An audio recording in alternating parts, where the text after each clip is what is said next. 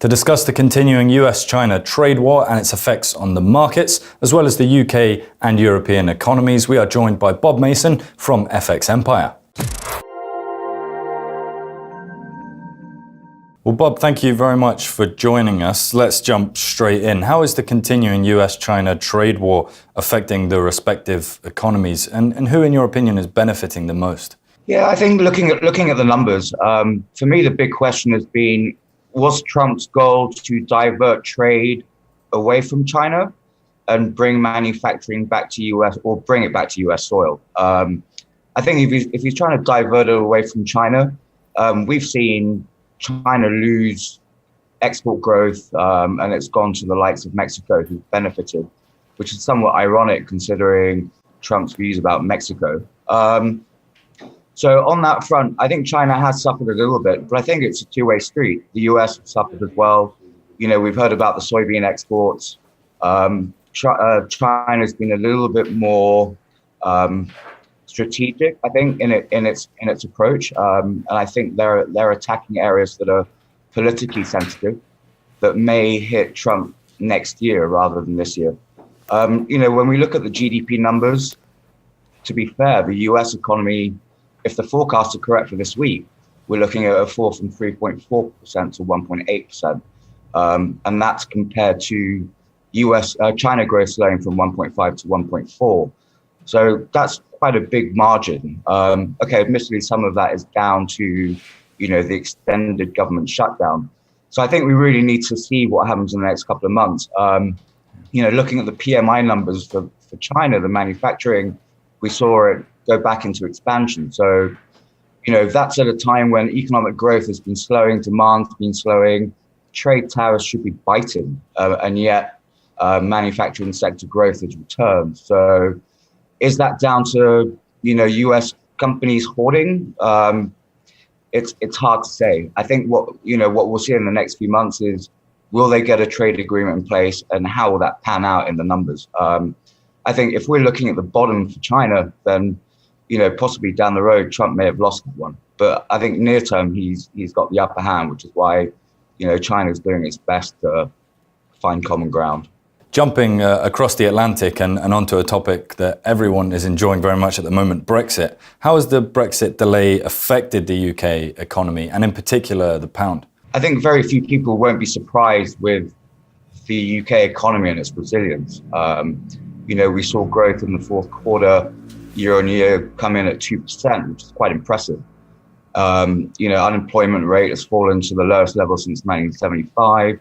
We've seen wage growth on the rise. It's the fastest pace in a decade. We've seen domestic consumption on the rise. You know, retail sales was pretty impressive in February and March. But then when we flip over to the PMI numbers, you know, service sector PMI is pretty important for the UK economy. And, you know, that really wasn't impressive at all. And we've seen, you know, service sector growth that has joined weakness over the last 10 years. The question is, okay, is there an element of hoarding involved? Looking at supermarket figures, they're saying actually it's softened, so maybe not so much hoarding. You know, time will tell. As for the pound, you know, we're sitting just shy of 1.3 against the dollar. You know, when we looked at where the pound was in the wake of the EU referendum result and the flash crashes and stuff, you know, it has held its ground. And I think that's largely due to the fact that no one really believes the UK is going to leave the EU without a deal. What we do have now coming up is the possibility of a vote of no confidence, you know, more political turmoil for the Tories. Then you could see the Labour Party come in, a second EU referendum. And that, you know, I think even the sort of sterling bulls, the diehards, would probably struggle to justify the current levels with so much uncertainty.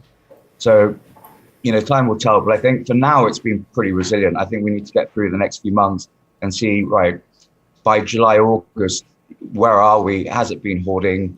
But when you look at economic data, you look at employment numbers and consumption, you know, people aren't sort of battening down the hatches. I mean, they're living life as normal, as if everything will be fine.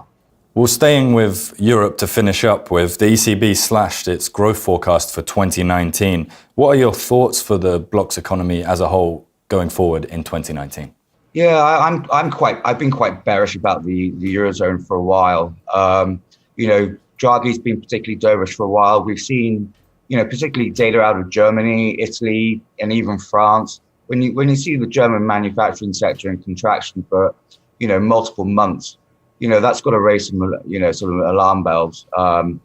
Exports, and the biggest thing is the devil in the details. When you read the latest PMI report, new export orders has seen its second largest fall in a decade, and that's not just at the beginning of the decline and the slowdown. That's the latest figures. So throw in, you got political uncertainty in Italy, you got elections in Spain this weekend, you got the prospect of tariffs on EU goods if Trump goes down that road. So to be particularly bullish about the Eurozone right now would be, it would be a hard push. I think the Euro's probably doing more damage than it should. It's kind of held its ground. Sub 110 would probably be where Draghi wants it to at least provide some support. But another key will be US-China trade agreement. If China can turn it around, there's a lot of people are hanging their hat on this agreement really being an economic catalyst. And if that doesn't happen, then the rest of this year for the Eurozone is looking quite dire, I think. Well, a big thank you to Bob, and thank you for watching. If you enjoyed this and would like to find out more, be sure to head over to dukascopy.tv.